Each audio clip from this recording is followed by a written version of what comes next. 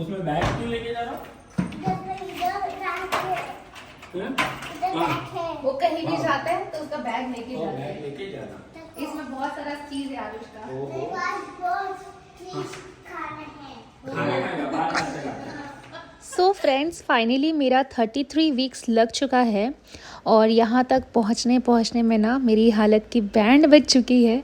अब बस इंतज़ार है कि ये महीने और मतलब आने वाले जो 2 महीने हैं वो भी बहुत अच्छे से जाए, जैसे कि पिछले महीने गए हैं। भगवान के दया से कोई कॉम्प्लिकेशन नहीं थे। सो गाइज़, अगर आप मेरी वीडियो पहली बार देख रहे हैं तो मैं आपको बता दूं, मेरा फर्स्ट डिलीवरी नॉर्मल डिलीवरी हुआ था और इस बार भी मैं एक्सपेक्ट कर रही हूं कि मुझे नॉर्मल डिलीवरी हो। इसके लिए मैं बहुत सारी मेहनत करती हूँ, लेकिन वो टिपिकल वाली मेहनत मैं नहीं करती। तो आप सभी लोगों से रिक्वेस्ट है कि अगर आप भी चाहते हैं कि आपकी बहू या बेटी को नॉर्मल डिलीवरी हो, तो इसका मतलब ये नहीं है कि उन्हें ज़मीन में कपड़े से पोछा लगाना है या ज़मीन में मतलब बैठ के साफ़ करना है। ऐसा कुछ नहीं करना है।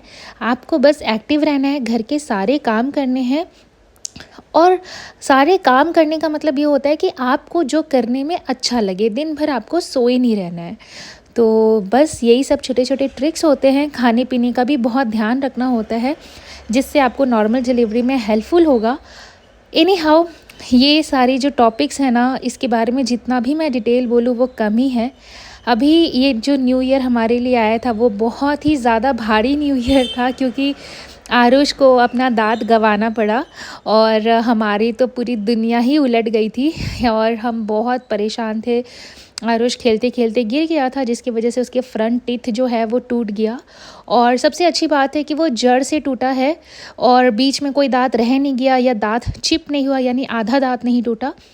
जड़ से टूटने का मतलब ये है कि एवरीथिंग इज़ क्लियर। अगर उसमें दांत रह जाता या हिलने लग जाता तो फिर शायद उसको बहुत पेन होता। तो ये सारी चीज़ों से हम बच गए। और जिन भी बच्चों को बहुत सारी चीज़ें प्रॉब्लम होती है ना बचपन में, आई नो ये एक यादगार लम्हा हो गया उसके लिए। बट अभी इस स्टेज पे तो हमें बहुत दुख हो रहा है। बट आज से 4-5 साल बाद जब उसके दांत वापस आ जाएंगे, तब हमारे लिए सब कुछ वापस से बहुत अच्छा हो जाएगा। But anyhow, everything is fine and we are blessed. Enjoy.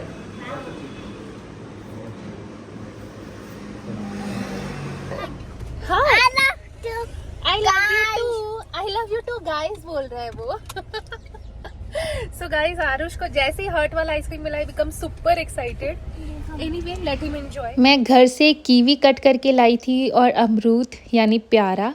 और अभी हम थोड़ा सा मॉल जा रहे थे, क्योंकि हमें आरुष के लिए और इनके लिए कुछ लेना था।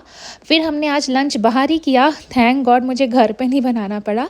हमने कुछ Kerala paratha, egg paratha, chicken chops और चिकन बिरयानी ऑर्डर किया था। बहुत ही टेस्टी था। ये साउथ इंडियन मील था और बहुत ही ज़्यादा टेस्टी था, बहुत ही डिलीशियस। ये बिरयानी का टेस्ट का अपना अलग ही स्वाद है। तो सब कुछ ही काफ़ी सटल और काफ़ी टेस्टी था।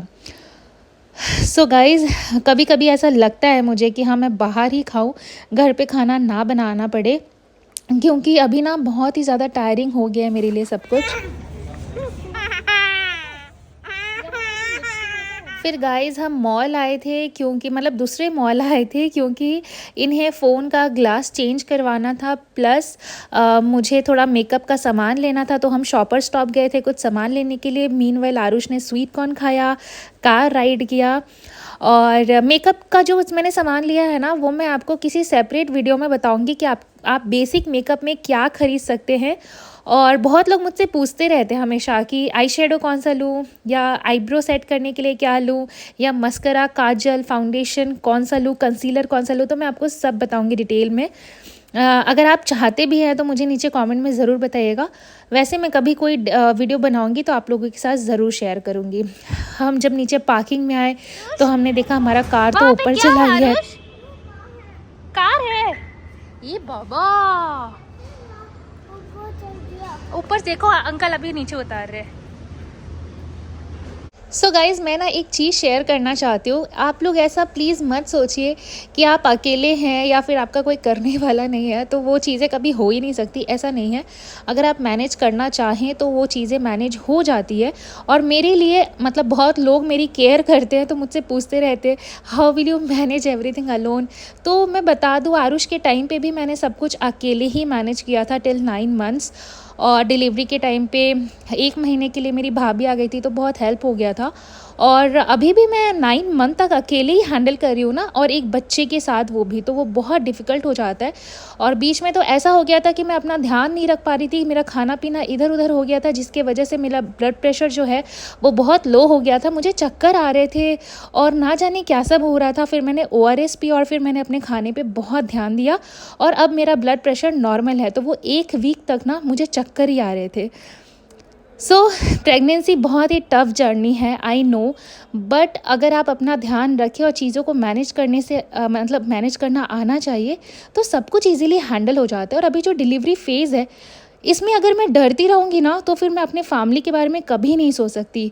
और मुझे अपने फैमिली को आगे बढ़ाना है और एक हैप्पी फैमिली लीड करना है, तो उसके लिए मुझे थोड़ा सा स्ट्रगल करना पड़ेगा, बट ये एंड में सब वर्थ इट होगा।